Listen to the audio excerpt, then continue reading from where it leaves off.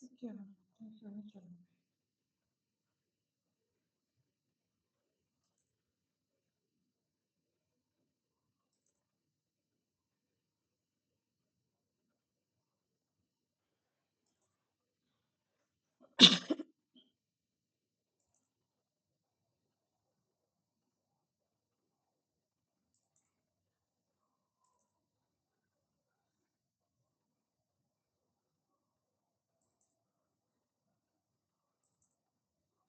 Hello.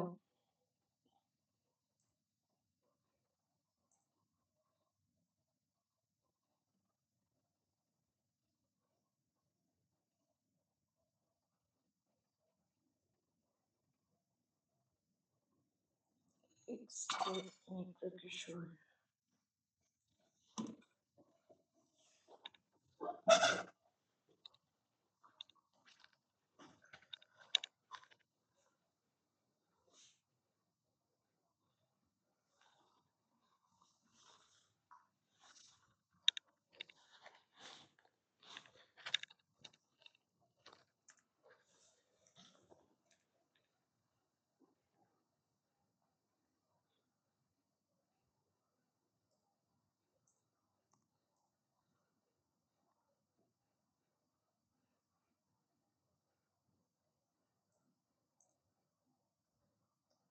Hello.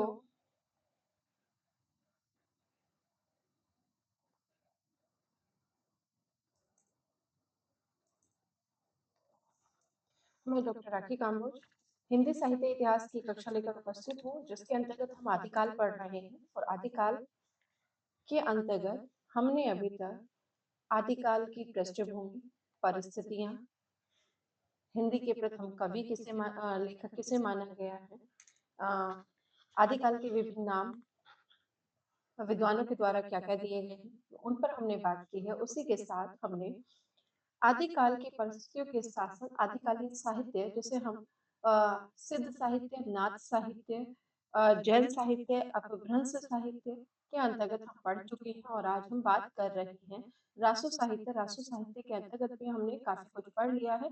इसके अंतर्गत मुख्य जो ग्रंथ हैं, जो रचनाएँ रही हैं, उनको देख रहे हैं, उनकी विषय वस्तु के बारे में संक्षिप्त जानकारी दे रहे हैं, ठीक है?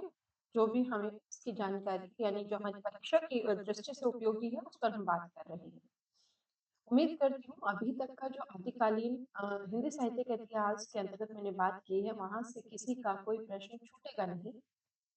क्योंकि मैंने सिर्फ प्रश्न आधारित प्रश्नावली को यहाँ नहीं ले रही हूँ, मैं यहाँ पर विषय वस्तु के साथ आपको विषय समझा रही हूँ, ताकि आप विषय की समझ बनाकर अपने प्रश्नों को हल कर सकें। क्योंकि जब तक आपको विषय की जानकारी नहीं है, तब तक आप उसमें उसी प्रश्न का उत्तर उसी स्थिति में कर पाएंगे, जिस स्थिति में आपने प्रश्न को पढ़ा है और उसका उत्तर आपने देखा है। अगर उसके आसपास से प्रश्न बनता है, आप उसका उत्तर देने में सक्षम नहीं रहेंगे यदि आपने 1 या 2 बार विषय वस्तु को नहीं पढ़ा। कम से कम 2 बार तो विषय वस्तु का अध्ययन ज़रूरी है, ठीक है? उम्मीद करती हूँ आप इससे लाभान्वित होंगे और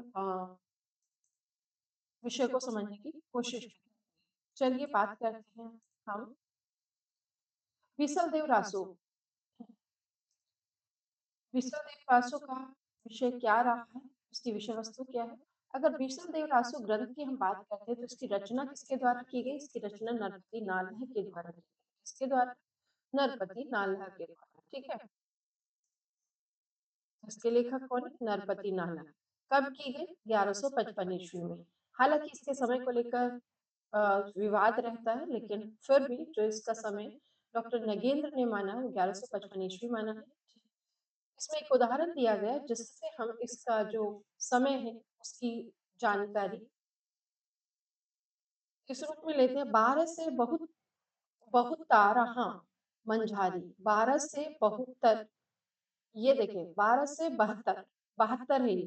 12 से बहुतारहम मंझारी, जेठ बदी नम्मी बुद्धिवारी, नाला रसायन आरंभई, शारदा तूठी ब्रह्म कुमारी, काश्मीरा मुख मंडनी, रास प्रसांगो बीसल दे रानी।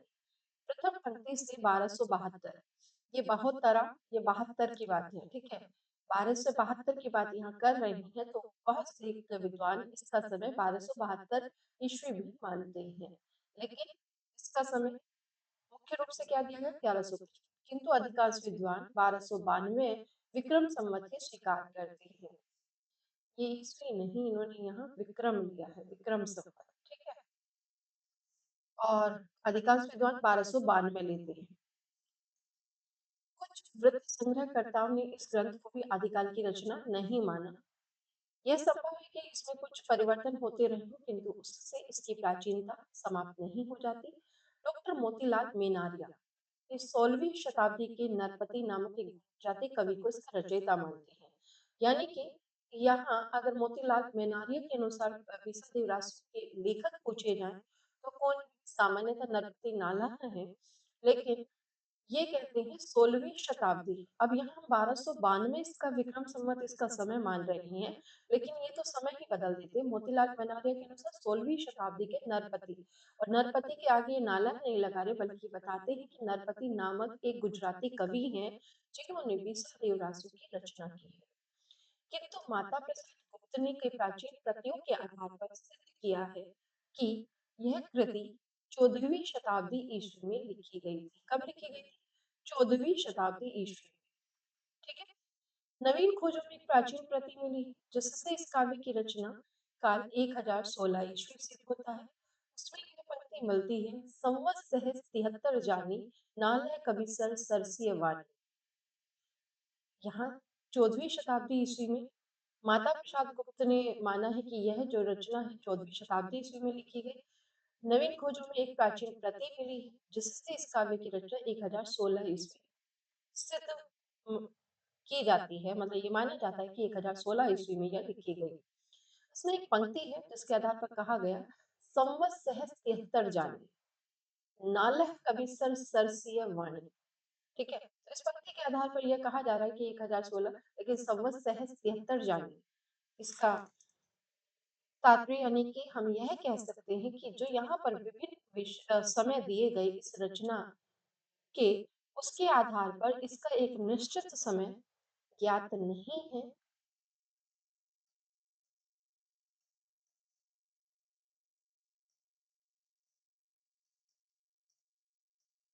बल्कि क्या है, इसके समय को लेकर विवाद है, रचना काल को लेकर विवाद है।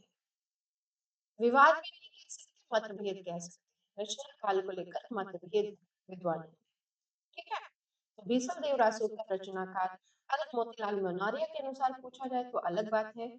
इसके जो प्रारंभ में उदाहरण दिया गया उसके आधार पर पूछा जाए तो उसके आधार पर भी दो रचना काल सिद्ध किए जाते हैं, 1272 और 1292 विक्रम संवत, ठीक है। तो यहाँ इसका समय सही सिद्ध नहीं हो पाता। अब बात करते हैं इसकी विषय वस्तु की। विष्णुदेव राष्ट्र मूलतः गेय काव्य है। गेय काव्य क्यों कहा जाता है? क्योंकि ये माना जाता है कि इसकी रचना कुछ उस शैली में की गई जब इसे मतलब इसका वाचन किया जाता है तो उसमें अपने आप लयात्मकता आ जाती है।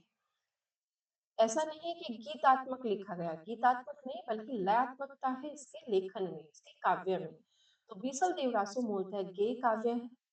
इस अतः इसके रूप में परिवर्तन होता रहा है। डॉक्टर मोतीलाल मेनारिया का मत है कि वह काव्य गेय नहीं था, शायद वे गेयता का अर्थ लोकगीतों की तरह गाया जाना लगाते हैं। मतलब मोतीलाल मेनारिया कहते हैं गेय काव्य नहीं है, कारण वे इसका अर्थ लोकगीतों से समझते हैं, लेकिन ये गेय काव्य है क्यों? क्योंकि इसके अंतर्गत लयात्मकता है, ठीक है। और इसी आधार पर यह कहते हैं कि राजस्थान में कभी भी यह गेय नहीं रहा, गेय नहीं रहा। डॉक्टर माता प्रसाद गुप्त ने 128 छंदों की एक प्रति का संपादन किया। हाँ, इसके छंद याद रख लीजिए, माता प्रसाद गुप्त ने कितने छंदों का संपादन किया? 128 छंदों। ये भी प्रश्न बन सकता है कि डॉक्टर माता प्रसाद गुप्त ने विशल देवरासु के कितने छंदों का संपादन किया? तो 128 छंदों का संपादन किया है। इस प्रश्न पर भी आप ध्यान देंगे क्योंकि जैसे आजकल प्रश्न बन रहे हैं उसको ध्यान में रखते हुए कुछ रचनाओं के विषय में आपको जानकारी होनी चाहिए। यह पाठ बीसल देव रासु का मूल रूप बताया जाता है, जो माता प्रसाद गुप्त ने 128 छंदों की प्रति का संपादन किया। वह कृति रचना बीसल देव रासु का मूल रूप माना जाता है। इसकी भाषा आदिकालीन आरंभिक हिंदी का सहज स्वरूप सिद्ध होती है। बीसल देव रासु हिंदी के आदिकाल की एक श्रेष्ठ काव्य कृति है। इसमें अब इसकी विषय वस्तु की बात कर लेते हैं। इसमें कौन कौन मुख्य नायक है ये देख लीजिए। इसमें भोज प्रमार की पुत्री, किसकी पुत्री है? भोज प्रमार, यानी कि परमार शासक है। भोज प्रमार शासक है, उसकी पुत्री राजमती और अजमेर के चौहान राजा बीसल देव तृतीय के विवाह एवं वियोग। देखिए इसमें तीन स्थिति ली गई है। राजा भोज प्रमार की पुत्री राजमती, अजमेर के चौहान राजा बीसल देव तृतीय का विवाह होता है, फिर उनमें वियोग होता है, फिर पुनर्मिलन होता है। तीन फेज हैं इनके जीवन के। इसके अंतर्गत विवाह, वियोग और पुनर्मिलन की कथा सरस शैली में प्रस्तुत की गई है। राजमती की बातों से रुष्ट होकर स्वाभिमानी राजा उड़ीसा चला जाता है। 12 वर्ष तक राजमती उसके विरह में दुखी रहती है। वह राजभवन की दीवार को कोसती हुई वन में रहने की कामना करती है। सामंती जीवन के प्रति गहरी अरुचि का सजीव चित्र इस काव्य में मिलता है। संदेश रासक के समान, क्योंकि संदेश रासक में भी क्या है, संदेश भेजा जाता है, के समान बीसती रासु की भावभूमि की निश्चल अभिव्यक्ति से सरस है। ठीक है, प्रेम की निश्चल अभिव्यक्ति से सरस है। ये हमें यहाँ ध्यान रखना। संदेश रासु में भी क्या है, वियोग, बिछड़न का और फिर संदेश भेजने का वर्णन। वैसे बीसो देवरासों में विवाह है, वियोग है, फिर संदेश भेजती हैं और संदेश भेजने के बाद इनका पुनर्मिलन होता है राजा का और रानी का। ठीक है, अब देखिए मेघदूत और संदेश वाहक की संदेश परंपरा इसमें भी मिलती है, जो कि अभी मैंने बताया कि इसमें क्या है, संदेश भेजा जाता है। मेघदूतम में मेघदूत के द्वारा, संदेश रासक में पक्षी के द्वारा संदेश परंपरा मिलती है। राजमती एक पंडित के द्वारा अपने पति के पास संदेश भेजती है। और एक किसी परीक्षा में ये प्रश्न बना था कि राजमती किसके द्वारा संदेश भेजती है, पक्षी के द्वारा, पथिक के द्वारा या बादलों के द्वारा। ठीक है, तो वहां इस तरह से एक प्रश्न बना था, ये ध्यान रखिएगा। तो राजमती एक पंडित के द्वारा अपने पति के पास संदेश भेजती है। ठीक है, जब वह लौट आता है तब राजमती श्रृंगार करके उससे मिलती है। श्रृंगार के वियोग और संयोग पक्षों के अत्यंत मार्मिक चित्र कवि ने प्रस्तुत किए हैं। यानी कि इसमें संयोग और वियोग का वर्णन है और वियोग के बाद संयोग का वर्णन है। हालांकि यह है कहना कि वियोग के बाद संयोग है, पहले वियोग है, क्योंकि वो पहले संयोग है, विवाह होता है, फिर वियोग होता है और वियोग के बाद फिर पुनर्मिलन होते हैं, संयोग होता है। ठीक है, तो संयोग, वियोग और फिर संयोग पक्षों का अत्यंत मार्मिक चित्र कवि ने प्रस्तुत किए हैं। राजमती में एक कुलीन गृहिणी का स्वाभिमान है, जो विरह के चित्रों का कांतिमय जो विरह के चित्रों को कांतिमय बनाती हैं। संयोग के समय भी यही कांति काव्य सौंदर्य की वृद्धि करती है। राजमती की वाणी व्यंग्यमय हो उठती है, जिससे उसके पति का हृदय हिल जाता है। पति के हृदय को बेधने वाला राजमती का एक कुलीनता संस्कार ही उसकी समस्त विरह वेदना का आधार है। वही उसे इस व्यवस्था तक पहुंचाता है। ठीक है, एक उदाहरण है इसमें। अस्त्रिय जन्म काय दीधौ महेश, अवर जन्म थारई घणारे नटेश। घना, ना को ना, न को अणा, ना, ये बोलना, न को ना बोलना। कहा कि बोली की विशेषता है राजस्थानी। ठीक है, अस्त्रिय जन्म काय दीधौ महेश, अवर जन्म थारई घणारे नटेश। रानी ने सिर जिए, रानी ने सिर जिए, धव लिए गाय। वण, वण षंड, काली कोयली, हऊ बैसती, हऊ बैसती, अम्बा ने चंपा की डाल। भषती, भषती दास बीजो रड़ी, इणी दुष झूरई अवलाजी बाल। इस प्रकार इस काव्य के वर्णनों में एक संस्कार सृष्टि मिलती है जो नारी गरिमा की स्थापना करती है। ये भी है कि यहाँ नारी गरिमा को स्थान दिया गया है। कवि ने प्रकृति के रमणीय चित्रों से भी भाव चित्रण को सौंदर्य दिया है। ये जो यहाँ आपको बताया जा रहा है, इससे आपको लाभ यह होता है कि जब कथन कारण वाले प्रश्न बनते हैं तो आप उसमें यहाँ से उन प्रश्नों को हल करने की स्थिति में होते हैं। ठीक है। नारी गरिमा की स्थापना की गई है। प्रकृति के रमणीय चित्रों से भी भाव चित्रण को सौंदर्य दिया। 12 मासों तथा ऋतुओं के प्राकृतिक चित्र संयोग और वियोग में उद्दीपन का काम करते हैं। यानी 12 मास का वर्णन है।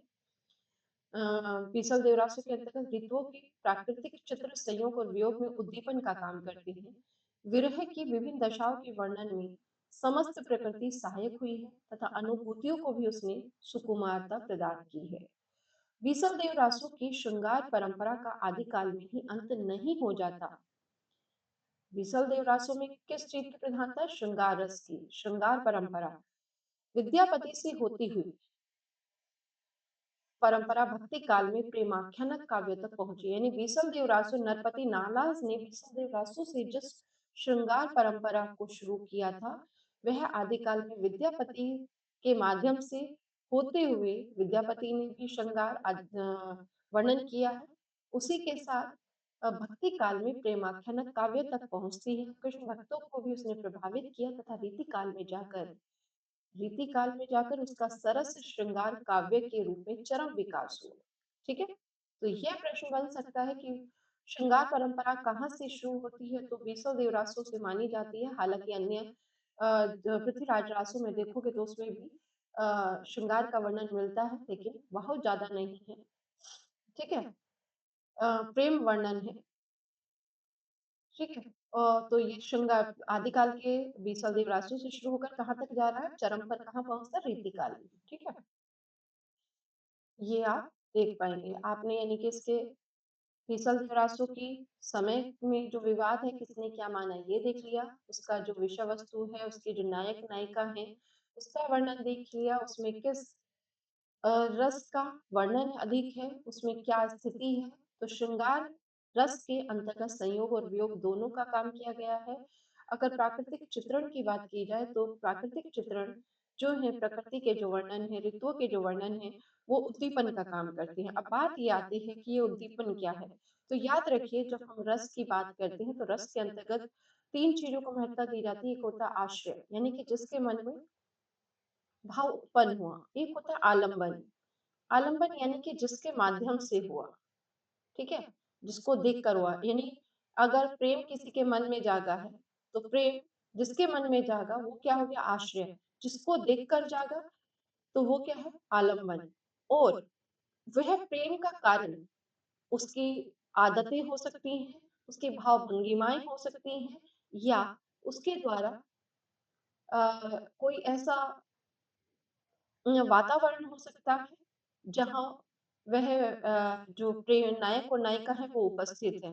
यानी कि जैसे यहाँ प्राकृतिक चित्रण ऋतुओं का वर्णन। ठीक है। तो ऐसा कोई वर्णन हो सकता है तो वह जो भी जुड़ी हुई चीजें आलंबन से हैं वो क्या कहती हैं? वो उद्दीपन। जो आशय के मन में आलंबन के माध्यम से भाव को प्रेरित करने वाले कारक होते हैं वो उद्दीपन कहलाते हैं। ठीक है। जुड़े किससे होंगे? आलंबन। तो आलंबन के माध्यम से आश्रय को प्रेरित करते हैं तो प्रेरक तत्व उद्दीपन कहलाते हैं। ठीक है। तो यहाँ जब उद्दीपन का काम करते हैं तो आप समझ पाए होंगे कि संयोग और वियोग का जो वर्णन कर रहे हैं उस समय 12 मास में ऋतुओं के जो प्राकृतिक चित्र हैं उन्होंने उद्दीपन का काम किया है। यानी कि जो श्रृंगार है, प्रेम वर्णन है उसको और प्रेरित किया है आश्रय को। ठीक है। अब बात करते हैं हमीर रासु। हमीर रासु दूसरा ग्रंथ है। यह जो ग्रंथ है ये मूल रूप में नहीं मिलता है, पहली बात ये। ठीक है।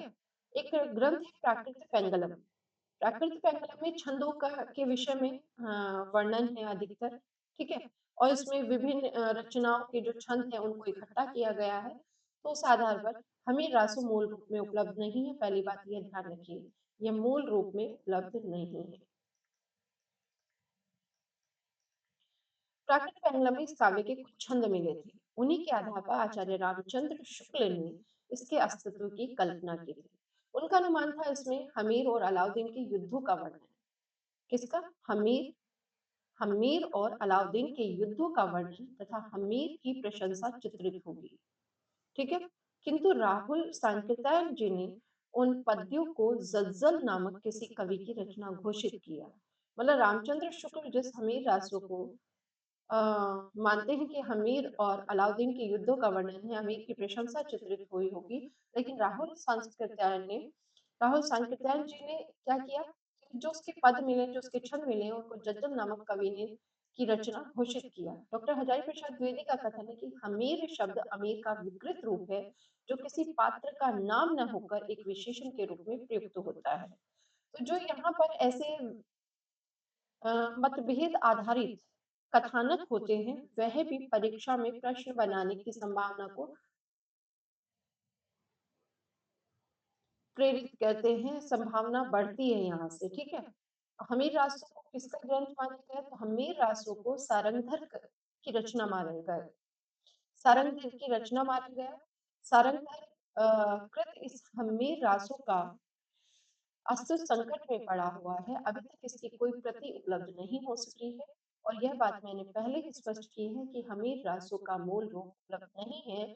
प्रकट पेंगलम में इसके कुछ छंद हैं जिन्हें शुक्ल ने अ, हमीर रासो ग्रंथ का अस्तित्व स्वीकार किया है कि उसका कोई ग्रंथ है और जिसके रचनाकार सारंगधर को माना गया। हालांकि हजारी प्रसाद द्विवेदी तो अ, हमीर जैसे नायक से पात्र को ही स्वीकार नहीं करते, तो वह ग्रंथ को क्या स्वीकार करेंगे? ठीक है। तो यानी कि वो उसका अस्तित्व को स्वीकार नहीं करते। राहुल सांकृत्यायन जी ने क्या कहा कि यह जज्जल की रचना रही है, ना कि सारंगधर की। अब बात करते हैं दूसरी रचना परमाल रासु। ठीक है। परमाल रासु की जब बात आती है तो इसके रचनाकार जगनिक है। कौन है इसके रचनाकार? जगनिक। और ये रचना कहाँ की है? तो ये माना जाता है बुंदेलखंड के क्षेत्र की रचना रही है। उत्तर प्रदेश में आला खंड के नाम से जो काव्य प्रचलित है, वही परमाल रासु का मूल रूप का विकसित रूप माना जाता है। ठीक है। बुंदेलखंड क्षेत्र में आला खंड के नाम से जो काव्य प्रचलित है, वही परमाल रासु का मूल रूप माना जाता है। यह रासो लोक गेय काव्य था। ठीक है। अतः इसके मूल की सुरक्षा नहीं हो सकी। इसमें अनेक अंश बाद में जोड़े गए हैं तथा अनेक अंशों में वर्णन और भाषा संबंधी परिवर्तन किए गए हैं। धीरे धीरे आलाह लोकगीत की एक शैली ही बन गया। ये क्या है? लोकगीत की एक शैली बन गया है। अतः आधुनिक विषयों पर भी आल्हा लिखे जाने लगे। यानी कि आहला को लेखन यानी कि छंद जैसे रूप में स्वीकार किया जाने लगा। प्राचीन हस्तलिखित प्रतियों के अभाव में मौखिक रूप में उपलब्ध आल्हा खंड के आधार पर परमाल रासों के साहित्यिक स्वरूप के विषय में कुछ कहना कठिन है। 1865 ईस्वी चार्ल्स इलियट ने जिस आल्हा खंड का प्रकाशन कराया था, वह मौखिक परंपरा पर ही आधारित है। किसने आला खंड का प्रकाशन कराया? कब कराया? तो आला खंड का प्रकाशन 1865 ईस्वी में चार्ल्स इलियट ने कराया। और जिस आला खंड का प्रकाशन चार्ल्स इलियट ने कराया, वह मौखिक परंपरा पर ही आधारित है। इसी प्रति के आधार पर डॉक्टर श्याम सुंदर दास ने परमाल रासो का पाठ निर्धारित किया।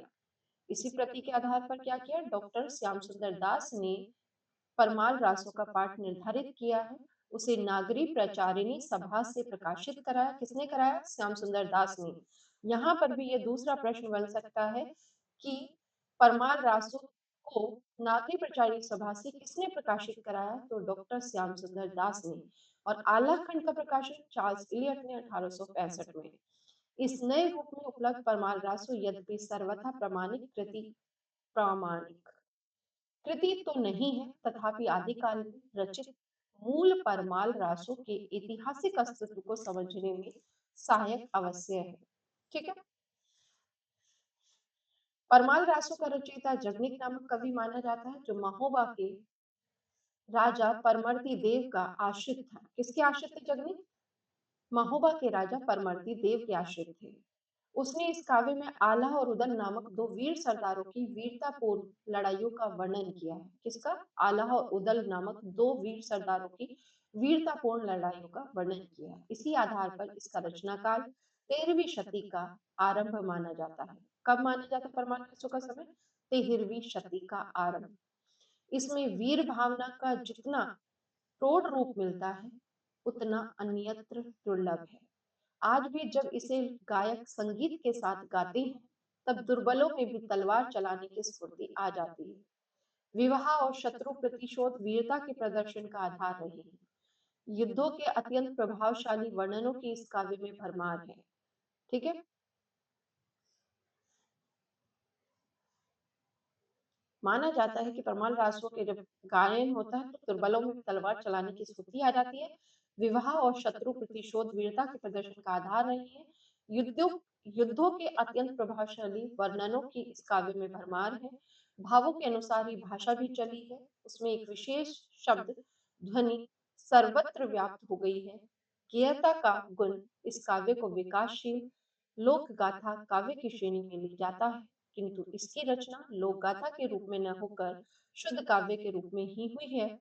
भाषा की दृष्टि से इस काव्य का मूल्यांकन कर पाना संभव नहीं है, क्योंकि मूल रूप का कोई भी अंश अब शुद्ध रूप में सुरक्षित नहीं है। उसमें अनेक प्रकार के परिवर्तन होते रहे हैं। छंद विधान की दृष्टि से इस काव्य की एक विशेष शैली है, जिसे आला शैली कहना ही उचित है। इसकी वर्णन शक्ति और प्रभाव उत्पादकता को समझाने में निम्नांकित पंक्तियां कुछ सहायक हो सकती हैं। 12 बरस लो कुकर जीवे अरु 13 लो जिए सियार, बरस 18 क्षत्रिय जीवे आगे जीवन को धिक्कार। ठीक है। तो ये पंक्तियां अधिकतर पूछी जाती हैं और कई परीक्षाओं में ये पंक्तियां पूछी गई हैं। आगे भी प्रश्न बनने की संभावना है। 12 बरस लो कुकर जीवे सीधा पूछा जाता है ये पंक्तियां किस रचना की है, क्योंकि इसे पढ़ने के बाद कुछ ऐसा आभास होता है कि पृथ्वीराज रासो की होंगी, लेकिन पृथ्वीराज रासो की नहीं, परमाल रासो की है। जगदीप के द्वारा लिखी गई। 12 बरस लो कुकर जीवे अरु 13 जो लो जिए सियार, बरस 18 क्षत्रिय जीवे आगे जीवन को धिक्कार। ठीक है। नेक्स्ट अगली रचना है पृथ्वीराज रासो। आचार्य रामचंद्र शुक्ल ने लिखा है कि चंद हिंदी के प्रथम महाकवि माने जाते हैं।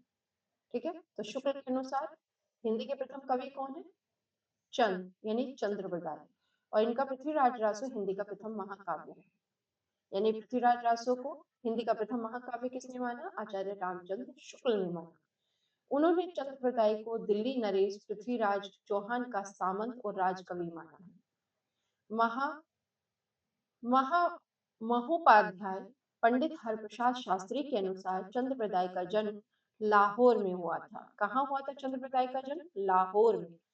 इनके जन्म काल के संबंध में कई धारणाएं हैं। शुक्ल जी ने इनका जन्म काल 1168 ईस्वी माना है तथा लिखा है कि रासो के अनुसार ये भट्ट जाति के जाकर जगात नामक गोत्र के थे।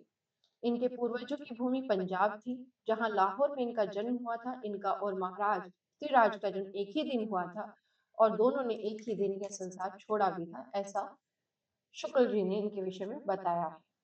ठीक है। किसके? पृथ्वीराज और चंद्रप्रदाय की। शुक्ल जी ने हरप्रसाद शास्त्री द्वारा प्राप्त चंद का एक वंश वृक्ष भी प्रस्तुत किया। वह वंश वृक्ष शास्त्री जी को नानू राम भाट से प्राप्त हुआ था, जो स्वयं को चंद का वंशज मानता था। उनके कथनानुसार चंद के 4 पुत्र थे। कितने? चंद्रप्रदाय के कितने पुत्र माने गए? 4, जिनमें से चतुर्थ पुत्र जलहन था। कौन था? जलहन। जल जल का पूरा नाम जलहन है। जिस समय पृथ्वीराज को मोहम्मद गोरी बंदी बनाकर अपने देश ले जा रहा था, उस समय चंद भी महाराज के साथ गया था तथा अपने पुत्र जल यानी जलहन, इनका इसका नाम जलहन मिलता है। जलहन को पृथ्वीराज रासो सौंप गया था। इस संबंध में यह उक्ति प्रसिद्ध है। पुस्तक जलन हत दई जली गज्जन नृपकाज। यहीं से पता चलता है कि जलहन इनका पुत्र है और उसको ये पुस्तक देकर चले गए जिसे इन्होंने पूरा किया था, यानी जल ने पूरा किया था। कहा जाता है कि जल ने चंद के अधूरे महाकाव्य को पूर्ण किया था। रघुनाथ चरित हनुमंत कृत भूप भोज उद्धर्य जीवे। ठीक है। रघुनाथ चरित हनुमंत कृत भूप भोज उद्धर्य जीवे। पृथ्वीराज सुजस कवि चंद कृत चंद नंद उद्धर्य तिमि। यह प्रसिद्ध है कि चंद ने स्वामी के हितार्थ अपना बलिदान किया था। वह बहुत प्रतिभाशाली, दूरदर्शी, वीर तथा स्वामी भक्त कवि था। पृथ्वीराज उसे सदा अपने सखा के समान रखते थे एवं उसकी हर बात मानते थे। एक बात ध्यान रखिएगा ये पृथ्वीराज रासो के विषय में इसके 4 संस्करण प्रसिद्ध हैं। सबसे बड़ा संस्करण वह है जिसका प्रकाशन नागरी प्रचारिणी सभा काशी से हुआ था, जिसकी हस्तलिखित प्रतियां उदयपुर के संग्रहालय में सुरक्षित हैं। यहाँ से प्रश्न बन चुका है और आगे भी बनेगा। कारण 4 संस्करण में सबसे बड़ा संस्करण कहाँ से प्रकाशित हुआ, यह प्रश्न बनता है। और इसकी जो प्रतियां हैं वो कहाँ, हस्तलिखित प्रतियां कहाँ मिलती हैं, तो उदयपुर के संग्रहालय में। ठीक है। पृथ्वीराज रासो के संस्करण सभा ने 1500 पृथ्वीराज रासो के संस्करण सभा ने का मतलब है कि नागरी प्रणाली सभा से प्रकाशित 1584 ईस्वी में लिखित प्रति के आधार पर रासो का संपादन कराया था। इस संस्करण में 69 समय का तात्पर्य यहाँ जैसे अध्यायों में सर्ग में विभाजित होता है, वैसे यहाँ खंडों को सर्ग के नाम के बजाय समय नाम दिया गया। क्या शीर्षक दिया गया, समय। तो इस संस्करण में 69 समय तथा 16,306 छंद है। कितने छंद है, 16,306 छंद है। द्वितीय रूप में उपलब्ध पृथ्वीराज रासो इसमें 7,000 छंदों का काव्य माना जाता है। ठीक है। इसका प्रकाशन नहीं हुआ, किंतु अबोहर एवं बीकानेर में इसकी प्रतियां सुरक्षित हैं। दूसरा जो इसका पृथ्वीराज रासो है, दूसरा संस्करण है, इसका संपादन हुआ, वह कहाँ है, अबोहर एवं बीकानेर में प्रतियां सुरक्षित है और 7,000 छंदों का काव्य है, जो 17वीं शताब्दी ईस्वी में लिखी गई। तीसरा लघु संस्करण है। अभी हमने 4 संस्करणों की बात की थी, उनमें प्रथम संस्करण की बात, तो उसमें 69 खंड है और समय जिसमें 16,300 छंद है। दूसरे संस्करण में 7,000 छंदों का काव्य है। तीसरे में 3500 छंदों का है, जिसमें केवल 19 समय है। तो तीसरे में कितने, 19 समय। लेकिन जो पहले वाला है उसे ही अधिक महत्ता दी जाती है। इस संस्करण की हस्तलिखित प्रतियां बीकानेर में सुरक्षित है। यहाँ चारों की याद रख लीजिए, चारों कहाँ कहाँ है। चौथा संस्करण सबसे छोटा है। ठीक है। इस आधार पर आप देखेंगे सबसे पहला बड़ा संस्करण कौन सा है, जो नागरी प्रचारिणी सभा से प्रकाशित हुआ 1584 ईस्वी में, क्योंकि उसमें 16,306 छंद है, 69 समय है। ठीक है। और सबसे छोटा संस्करण कौन सा है, चौथा, जिसमें केवल 1300 छंद है। इसी को डॉक्टर दशरथ शर्मा आदि कुछ विद्वान मूल रासो मानते हैं। प्रामाणिकता, इन चारों संस्करणों को देखकर यह प्रश्न सहज रूप में उत्पन्न होता है कि इनमें से प्रामाणिक प्रामाणिक संस्करण कौन सा है, और इसी से लगा हुआ विवाद भी बढ़ जाता है, जिसके अनुसार पृथ्वीराज रासो को एक जाली ग्रंथ माना गया। हिंदी साहित्य के इतिहास में ये ग्रंथ इस दृष्टि से सर्वाधिक विवादास्पद है रहा। विद्वानों में कई वर्ग बन गए। डॉक्टर श्याम सुंदर दास, यहाँ 3 वर्ग आपको मिलेंगे। एक मिलेगा जो प्रामाणिक मानता है, एक मिलेगा जो अप्रामाणिक मानता है, और जो तीसरा वर्ग है वो अर्ध प्रमाणिक मानता है। ठीक है। तो यहाँ विवादास्पद होने के बाद डॉक्टर श्याम सुंदर दास, मोहनलाल, विष्णुलाल पंड्या, मिश्र बंधु और कर्नल टार्ड आदि ने यह माना कि पृथ्वीराज रासो का जो संस्करण नागरी प्रचारिणी सभा से प्रकाशित हुआ वही प्रमाणिक है। ठीक है। किस किसने प्रमाणिक माना और कौन से को प्रमाणिक माना, ये याद रखना है। डॉक्टर श्याम सुंदर दास, मोहनलाल विष्णुलाल पंड्या, मिश्र बंधु, कर्नल टार्ड, इन्होंने इसे प्रमाणिक माना। दूसरा वर्ग रामचंद्र शुक्ल, कवि राजा श्यामल दास। दूसरा वर्ग जो है, सॉरी, दूसरा वर्ग रामचंद्र शुक्ल का है, कवि राजा श्यामल दान, गौरी शंकर, हीराचंद ओझा, डॉक्टर वूलर और मुंशी देवी प्रसाद। ठीक है। ये ऐसे विद्वान हैं जो रासो को सर्वथा अप्रमाणिक ग्रंथ मानते हैं। ठीक है। शुक्ल का नाम आना मतलब समझ जाइए कि अप्रमाणिक। ठीक है। श्याम सुंदर दास प्रमाणिक, और जब हजारी प्रसाद द्विवेदी का नाम आए तो मान लीजिए उन्होंने अर्ध प्रमाणिक माना है। ठीक है। शुक्ल जी अप्रामाणिक मानते हुए उसे अपने इतिहास में आदिकाल के अंतर्गत स्थान देते हैं। यही इनकी एक विशेषता है कि उन्होंने अप्रामाणिक ग्रंथ माना, लेकिन फिर भी वह इतिहास के अंतर्गत, अपने इतिहास ग्रंथ के अंतर्गत आदिकाल में पृथ्वीराज रासो को स्थान देते हैं। तृतीय वर्ग के विद्वान मुनि जिन विजय, डॉक्टर सुनीति कुमार चटर्जी और डॉक्टर हजारी प्रसाद द्विवेदी आदि ये मानते हैं कि पृथ्वीराज चौहान के दरबारी कवि चंद्र बदाई ने ही पृथ्वीराज रासो लिखा था, किंतु मूल रूप से आजकल उपलब्ध नहीं है। चौथा मत नरोत्तम दास स्वामी का है। उन्होंने सबसे अलग यह बात कही कि चंद ने पृथ्वीराज के दरबार में रहकर मुक्तक रूप में रासों की रचना की थी। उनके इस मत से रासो मूलतः प्रबंध काव्य नहीं था। अन्य कई विद्वान सहमत नहीं है। कारण देखिए, जहां प्रमाणिक, अप्रमाणिक और अर्ध प्रमाणिक में विद्वान उलझे हुए थे, वहीं पर नरोत्तम दास ने एक नया कॉन्सेप्ट दे दिया कि मुक्तक ग्रंथ यानी वो प्रबंध काव्य की बजाय इसको एक मुक्तक काव्य मानते हैं और इनके मत से विद्वान सहमत नहीं है। वस्तुतः आरंभ में यह ग्रंथ विवादास्पद नहीं था। कर्नल टॉड ने इसकी वर्णन शैली काव्य सौंदर्य पर रीझ कर इसके लगभग 30,000 छंदों का अंग्रेजी में अनुवाद भी किया था। माना जाता है प्रारंभ में ये विवादास्पद नहीं था। गरसत और तासी भी इसकी प्रामाणिकता में संदेह नहीं करते। बंगाल की रॉयल एशियाटिक सोसाइटी में इन्हें इस ग्रंथ का मुद्रण भी प्रारंभ कराया था। कौन सी सोसाइटी ने? बंगाल की रॉयल एशियाटिक सोसाइटी ने इस ग्रंथ का मुद्रण यानी प्रिंटिंग प्रारंभ कराई थी। सन 1875 में डॉक्टर वूलर ने पृथ्वीराज विजय ग्रंथ के आधार पर इसे अप्रमाणिक रचना घोषित किया। पृथ्वीराज विजय के जो रचनाकार है वो कौन है? वो है जानक। ठीक है। जनक ने पृथ्वीराज विजय की रचना की। इसके आधार पर जब डॉक्टर वूलर ने पृथ्वीराज रासो और पृथ्वीराज विजय के जो अ, लेख मतलब इसमें विषय वस्तु है, उस विषय वस्तु और कथानक को लेकर उन्हें समानता नहीं मिलती। एक ही शासक की बात हो रही है, एक ही शासक की प्रशंसा हो रही है, लेकिन वहां उसकी जो ऐतिहासिक पृष्ठभूमि है, उसके जो सगे संबंधी हैं, उनमें अंतर मिलता है। यह इनकी पत्नी का कुछ नाम बताते हैं।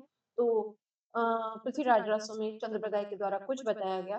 इस आधार पर जब भिन्नता मिलती है तो डॉक्टर वुलर इसकी प्रामाणिकता पर संदेह उत्पन्न करते हैं। ठीक है, तो तब से इसको अप्रमाणिक ग्रंथ की श्रेणी में रखा गया। फलतः राजस्थान के कुछ इतिवृत्त खोजियों कविराजा मुरारी दान, श्यामल दान, गौरी शंकर, हीरा चंद ओझा आदि ने इस काव्य को अप्रमाणिक सिद्ध करने के सायस तर्क जुटाए। इन विद्वानों के तर्कों को निराधार सिद्ध करने का प्रयत्न किया। डॉक्टर दशरथ शर्मा ने वस्तुतः विवाद इतना उलझ गया कि अब तक कुछ विद्वान इसे अप्रमाणिक कृति सिद्ध करने में जुटे हुए हैं। वे यथार्थ नए नए तर्क खोजते रहते हैं। कुछ विद्वान ऐसे भी हैं जो उनके द्वारा खोजे गए तो तर्कों को निराधार सिद्ध करने के लिए सामग्री जुटाते हैं। ठीक है, ये तो नहीं है तर्कों, ठीक है, को निराधार सिद्ध करने के लिए सामग्री जुटाते हैं। अप्रमाणिकता के लिए तर्क जो लोग रासों को अप्रामाणिक रचना मानते हैं, उनके तर्क निम्नलिखित हैं। रासों में उल्लिखित घटनाएं नाम इतिहास से मेल नहीं खाते। अभी मैंने बताया कि विषय वस्तु का जो कथानक है, जो नाम है पात्रों के, वो आपस में मेल नहीं खाते। इसमें परमार चालुक्य और चौहान क्षत्रियों का अग्निवंशी माना गया, जबकि वे सूर्यवंशी प्रमाणित हुए हैं। ठीक है, पृथ्वीराज का दिल्ली जाना, संयोगिता समर आदि घटनाएं इतिहास से मेल नहीं खाती। अनंगपाल, पृथ्वीराज और बीसल देव के राज्यों के संदर्भ भी अशुद्ध हैं। पृथ्वीराज की मां का नाम कर्पूरी था, जो रासों में कमला बताया गया है। पृथ्वीराज की बहन प्रथा का विवाह मेवाड़ के राजा समर सिंह के साथ बताया गया, जो अशुद्ध है। छठा जो हमें कॉन्सेप्ट दिखता है, पृथ्वीराज द्वारा गुजरात के राजा भीम सिंह का वध भी इतिहास सम्मत नहीं था, नहीं है, सॉरी, क्योंकि उसमें वर्णित है इसलिए है। रासों में पृथ्वीराज के 14 विवाहों का वर्णन है, जो इतिहास से मेल नहीं खाता। पृथ्वीराज के हाथों गौरी की मृत्यु की सूचना भी इतिहास सम्मत नहीं है। पृथ्वीराज द्वारा सोमेश्वर का वध भी इतिहास सम्मत नहीं है। रासों में दी गई तिथियां अशुद्ध हैं। सभी तिथियों में इतिहास की तिथियों से प्राय 90 से 100 वर्षों का अंतर है। यदि उपयुक्त तथ्यों को ही अंतिम प्रमाण मान लिया जाए, तब तो पृथ्वीराज रासों को अप्रमाणिक रचना कहा ही जा सकता है। किंतु दूसरे पक्ष के तर्क भी इस संबंध में विचारणीय है, यानी कि जो प्रामाणिक मानते हैं उनको भी हमें देखना होगा। डॉक्टर दशरथ शर्मा का मत है कि इसका मूल रूप प्रक्षेपों में छिपा हुआ है। इधर जो लघुतम प्रतियां मिली हैं, उनमें इतिहास संबंधी अशुद्धियां नहीं है। घटनाओं में 90 से 100 वर्षों का जो अंतर है, वह संवत की भिन्नता के कारण है। मोहनलाल विष्णुलाल पंड्या ने अनंत संवत की कल्पना की और उसके अनुसार तिथियां भी शुद्ध सिद्ध होती हैं। ठीक है, डॉक्टर हजारी प्रसाद द्विवेदी का मत है कि पृथ्वीराज रासो में 12वीं शताब्दी की भाषा की संयुक्त अक्षरमयी अनुस्वारांत प्रवृत्ति मिलती है, जिससे यह 12वीं शताब्दी का ग्रंथ सिद्ध होता है। रासो इतिहास ग्रंथ न होकर काव्य रचना है, अतः उसमें इतिहास का सत्य खोजना और उसके न मिलने पर उसे अप्रमाणिक घोषित करना अनुचित है। डॉक्टर हजारी प्रसाद द्विवेदी का मत है कि पृथ्वीराज रासो की रचना शुक्र शुकी संवाद के रूप में हुई थी, अतः जिन सर्गों में यह शैली नहीं मिलती उन्हें प्रक्षिप्त मानना चाहिए। यदि यह तर्क मान लिया जाए तो वे ही अंश प्रायः प्रक्षिप्त सिद्ध होते हैं जिनमें इतिहास विरुद्ध तथ्य हैं। जिन लोगों ने रासों में अरबी फारसी के शब्दों का प्रयोग देखकर उसे जाली ग्रंथ माना है, उसके विरुद्ध यह तर्क दिया जाता है कि चंद लाहौर का निवासी था, वहां उस समय मुसलमानों का प्रभाव आ चुका था, तो उसकी भाषा में अरबी फारसी के शब्दों का मिश्रण होना सहज माना है। वस्तुतः विद्वानों ने बाल की खाल खींचने की चेष्टा में अनेक ऐसे तर्क प्रस्तुत किए जो इस काव्य की प्रामाणिकता के लिए उचित कसौटी नहीं बन सकते। ठीक है, अब बात करते हैं पृथ्वीराज रासो के विषय में थोड़ी सी और। पृथ्वीराज रासो ही नहीं, रामचरितमानस, सूरसागर, बीजक आदि अनेक ऐसे महत्वपूर्ण ग्रंथों पर भी यदि अनेक प्रकार के तर्क दिए जाएं तो उनकी प्रामाणिकता भी किसी न किसी सीमा तक संदेह का विषय बन सकती है। रामचरितमानस में तो प्रक्षिप्त अंश स्वीकार किए भी जाते हैं। कई ऐसे पद भी मिलते हैं जो सूर और मीरा दोनों के नाम से प्रसिद्ध हैं। अतः प्रक्षिप्त अंशों या इतिहास विरोधी कथनों के आधार पर पृथ्वीराज रासो को अप्रामाणिक मानना उचित नहीं है।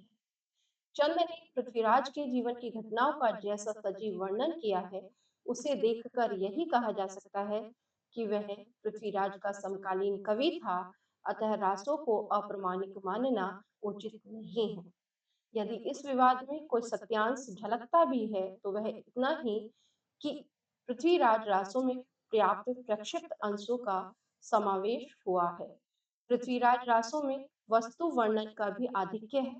कवि ने बड़ी तन्मयता के साथ नगरों, वनों, सरोवरों, किलों आदि का वर्णन किया है। युद्ध क्षेत्र के दृश्य तो अद्भुत प्रतिमा का परिचय देते ही हैं। कवि ने समय और क्रिया को एक साथ बिंबों में बांधकर रंग और ध्वनियों को भी रूपायित कर दिया है। भाव, वस्तु, ध्वनि की सम्मिलित प्रभाव अणुविधि के उदाहरण पृथ्वीराज रासो में भरे पड़े हैं। काव्योत्कर्ष चंद्रप्रदायी ने इस ग्रंथ में अनेक घटनाओं का समावेश किया है तथा कुछ घटनाएं बाद में भी चारणों ने जोड़ी है, जिससे ऐसा लगता है कि यह काव्य एक घटना कोश है। परंतु समस्त घटना चक्र के भीतर कवि ने अपनी रस दृष्टि का नियोजित रूप में विस्तार किया है। ठीक है, अतः इसे महाभारत की तरह एक विशाल महाकाव्य मान सकते हैं। इस काव्य में दो रस प्रमुख है, श्रृंगार और वीर।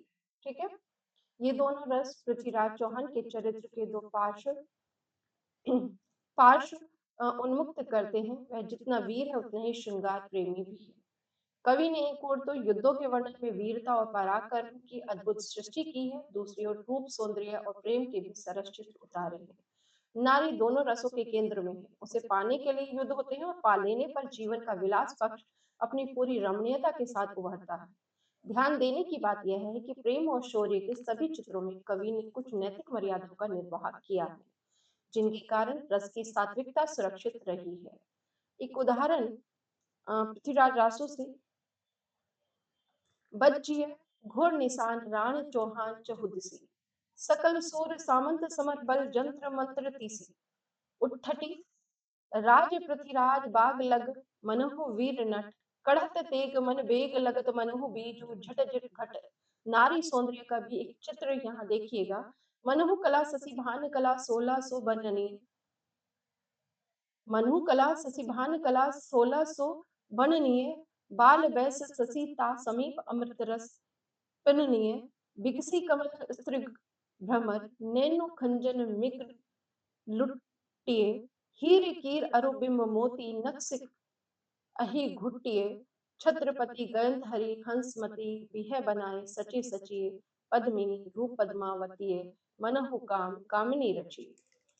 ठीक है, ये नारी सौंदर्य का वर्णन पृथ्वीराज रासो के अंतर्गत ही किया गया है। ठीक है, वीर और श्रृंगार रसों के पोषण के लिए आवश्यकता अनुसार अन्य रसों की भी योजना की गई। उनके वर्णन में भी कवि ने उतनी ही तन्मयता दिखलाई। पृथ्वीराज रासो की भाषा के संबंध में विवाद रहा है। वस्तुतः ये काव्य पिंगल शैली में है। ये याद रखिएगा, यहाँ से प्रश्न बनता है, ये किस शैली में? पिंगल शैली में। पिंगल शैली क्या है? जो ब्रज भाषा और राजस्थानी बोलियों का मिश्रण है। कवि ने तत्कालीन पिंगल किसे कहा जाता है? दो भाषाएं कही जाती हैं आदिकाल में, एक पिंगल शैली और एक डिंगल शैली। ठीक है, तो याद रखिएगा जब बात की जाती है पिंगल शैली की तो ये इसमें कोमलता, मधुरता आती है। क्यों? क्योंकि ब्रज भाषा और राजस्थानी का मिश्रण है। लेकिन जब आती है डिंगल की बात, तो डिंगल में क्लिष्टता की बात आती है और उसमें खड़ापन है, तो वह माना जाता है कि उसमें अपभ्रंश और राजस्थानी भाषा बोलियों का मिश्रण है, यानी कि खड़ी बोली और राजस्थानी का मिश्रण उसके अंतर्गत हमें दिखाई पड़ता है। कवि ने तत्कालीन सभी प्रचलित शब्दों की का स्वतंत्रता से प्रयोग किया। शब्द चयन रसानुकूल है, अतः वीर रस के चित्रणों में प्राकृत और अपभ्रंश के शब्द भी यत्र मिल जाते हैं। यहाँ तक भाषा की शक्ति का प्रश्न है, कवि ने अभिधेय भाषा को भी पर्याप्त प्रभावशाली रूप दिया है। ठीक है, शब्द शक्ति की बात आती है, यहाँ अभिधेय शब्द आया, तो याद रखिए भाषा शक्ति, यहाँ शब्द शक्ति की बात आती है तो तीन शैली महत्वपूर्ण है, अभिधा, व्यंजना और लक्षणा। ठीक है, लाक्षणिक तथा ध्वन्यात्मक पद शब्दावली ने भी भाषा सौंदर्य की वृद्धि की है। अलंकारों का चंद ने सहज प्रयोग किया है, शायद ही कोई अलंकार ऐसा हो जिसे उन्होंने छोड़ा हो। लगभग 68 प्रकार के छंदों को लिखा गया है। यह महाकाव्य सभी दृष्टियों से आदिकाल की एक श्रेष्ठ कृति सिद्ध होता है। याद रखिए इसमें समय कितने हैं, 69 समय अर्थात सर्ग यानी कि खंड इसके, और छंद कितने हैं इसमें, छंद है इसमें 68। ठीक है, तो ये बात आपको याद रखनी है, यहाँ से प्रश्न बनता है। और ये जो 69 सर्ग समय है, ये किस संस्करण में है, जो नागरी प्रचारणी सभा से प्रकाशित प्रथम संस्करण है। और सबसे छोटा संस्करण कौन सा है पृथ्वीराज रासो का, तो चौथा संस्करण। ठीक है, तो आज हम यहीं तक रासो साहित्य के अंतर्गत हमने बात की।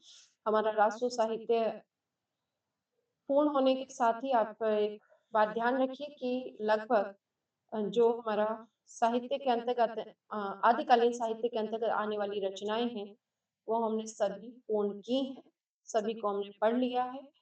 चाहे हम बात करें सिद्ध साहित्य, नाथ साहित्य, अपभ्रंश साहित्य, जैन साहित्य, रासो साहित्य। अब यहाँ हमारा जो आदिकाल के अंतर्गत बचा है, वो बचा है हमारा रासो साहित्य, सॉरी, लौकिक साहित्य। कौन सा बचा है हमारा, लौकिक साहित्य। ठीक है, तो हमें जो अब आगे बात करनी है लौकिक साहित्य, और लौकिक साहित्य के अंतर्गत भी हम बात करेंगे किस पर, लौकिक साहित्य के अंतर्गत हम बात करेंगे ढोला मारूरा दोहा, ठीक है, प्राकृत पेंगलम जैसी रचनाओं पर, जो कुछ रचनाएं बची हैं, और विद्यापति और अमीर खुसरो पर, दो मुख्य लेखक हैं इस समय के, इन पर बात करेंगे। ठीक है,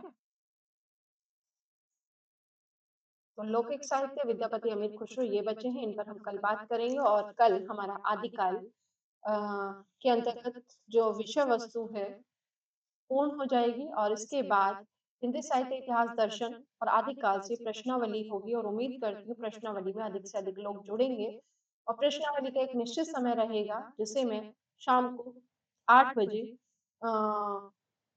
लेकर उपस्थित रहूंगी।